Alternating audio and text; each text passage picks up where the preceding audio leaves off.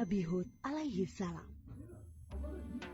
Setelah peristiwa banjir besar berakhir, Nabi Nuh dan pengikutnya memulai kehidupan yang baru dalam keimanan yang tinggi kepada Allah Subhanahu wa Ta'ala, tanpa gangguan orang-orang kafir.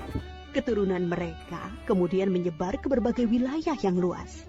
Ad adalah keturunan Nabi Nuh dan putranya Sam bin Nuh. Keturunan Ad kemudian dikenal sebagai kaum Ad. Kaum Ad bertumbuh tinggi besar, kuat, dan cerdas. Mereka tinggal di daerah dekat Yaman. Kaum Ad dianugerahi Allah daerah yang subur, sungai-sungai yang mengalir, kebun-kebun yang luas, dan hasil bumi yang melimpah. Kaum Ad pandai dalam tata kota dan pemerintahan. Mereka mahir membuat bangunan-bangunan tinggi, megah, dan indah dari gunung pasir di puncak-puncak bukit. Mereka juga membuat benteng-benteng yang kokoh dan saluran irigasi dan kolam-kolam. Ternak mereka pun berkembang dengan baik. Dengan anugerah Allah yang luas dan kerja keras mereka itu, kaum Ad menjadi makmur dan lebih maju dari kaum lainnya, serta lebih disegani. Hal ini membuat mereka sombong dan bermegah-megahan. Mereka menilai kemuliaan berdasarkan kekayaan dan kekuasaan. Pada mulanya, mereka adalah kaum beriman yang menyembah Allah. Lama-kelamaan, mereka mulai menyembah berhala dan patung-patung dari tokoh-tokoh mereka. Berhala yang mereka agungkan adalah Syamut dan Al-Hatar. Mereka menyerang kaum-kaum yang lain di sekitar mereka. Mereka selalu menang dalam peperangan. Mereka berlaku kejam dan sewenang-wenang terhadap para tawanan. Kehidupan sehari-hari mereka kemudian dipenuhi maksiat, penindasan kepada yang lemah, dan kedurhakaan kepada Allah. Di tengah masyarakat yang rusak itulah, Nabi Hud alaihi salam diutus Allah untuk menyampaikan ajarannya. Nabi Hud berasal dari keluarga kaya dan terpandang di kalangan kaum Ad. Akhlaknya mulia, cerdas, dan tidak terpengaruh oleh kerusakan kaumnya. Setelah sampai perintah Allah, mulailah beliau berdakwah mengajak kaumnya untuk kembali menyembah Allah. Hai kaumku, sembahlah Allah, tinggalkanlah berhala-berhala itu. Aku tidak meminta imbalan kepadamu atas semua ini. Upahku hanyalah dari Allah. Nabi Hud berdakwah dengan sabar tanpa putus asa. Tak henti-hentinya mengajak kaumnya untuk bertakwa kepada Allah, agar mereka terhindar dari azab Allah, sehingga mereka tidak mengalami nasib yang sama dengan kaum Nabi Nuh. Tetapi kebanyakan kaum Ad tidak mau mengikuti ajakan Nabi Hud. Mereka bersikeras untuk tetap menyembah berhala. Mereka menganggap Nabi Hud lemah akal dan gila. Dengarlah Hud, sembahan-sembahan kami telah mengutukmu, sehingga engkau menjadi mengelantur, kacau. Itu karena kau menghina sembahan-sembahan kami. Kami tidak percaya pada ucapanmu. Datangkanlah azab yang telah engkau ancamkan. Kami tidak takut sedikit pun. Nabi Hud mengadukan kepada Allah atas perlakuan kaumnya. Beliau menyerahkan kepada Allah urusan pembalasan terhadap para pembangkang itu.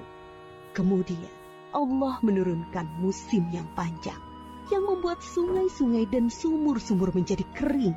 Tanaman dan binatang ternak banyak yang mati. Kaum Ad dilanda kelaparan dan kehausan yang parah. Keadaan ini berlangsung beberapa tahun. Nabi Hud terus mengajak kaumnya untuk kembali menyembah Allah. Wahai kaumku, mohonlah ampun kepada Allah. Niscaya Dia akan menurunkan hujan yang lebat dan menambah kekuatanmu. Tetapi kebanyakan dari kaum Ad itu tetap pada kesesatannya. Mereka memohon-mohon pada berhala itu untuk segera mengakhiri kemarau dan menurunkan hujan. Mereka tetap tidak mau menyembah Allah.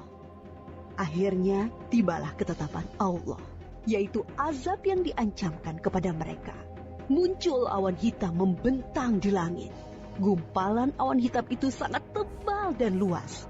Orang-orang kafir melihat awan hitam itu sangat gembira.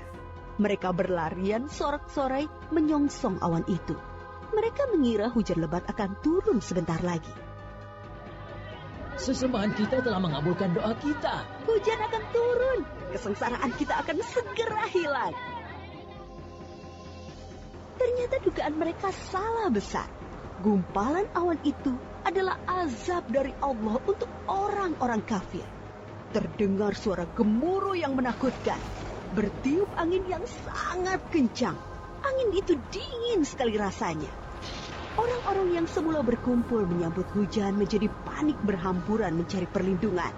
Jerit tangis terdengar di mana-mana. Tolong! Oh, dingin sekali. Ampun! Aku tidak tahan. Tolong! Orang-orang itu putus asa dan menyesal. Tetapi sudah terlambat. Angin dingin itu bertiup luar biasa kencangnya. Selama 7 hari 8 malam. Menumbangkan apa saja yang dilaluinya. Pohon-pohon, gedung-gedung megah, rumah-rumah, patung-patung, berhala. Semua rusak porak-poranda. Setelah 7 hari 8 malam, topan itu berhenti. Negeri kaum Ad yang megah telah rusak binasa. Mayat-mayat orang kafir bergelimpangan di mana-mana. Tubuh yang tadinya gagah perkasa menjadi seperti batang pohon yang lapuk. Hanya Nabi Hud dan penyayang diselamatkan oleh Allah dari azab itu. Mereka kemudian hijrah ke Hadramaut, membangun kehidupan baru di sana. Mereka hidup sejahtera dengan beriman kepada Allah Subhanahu wa Ta'ala. Nabi Hud wafat di tempat baru itu. Kisah Nabi Hud mengajarkan kepada kita bahwa kekayaan, kepandaian, kekuatan tubuh yang dibangga-banggakan kaum Ad akhirnya musnah.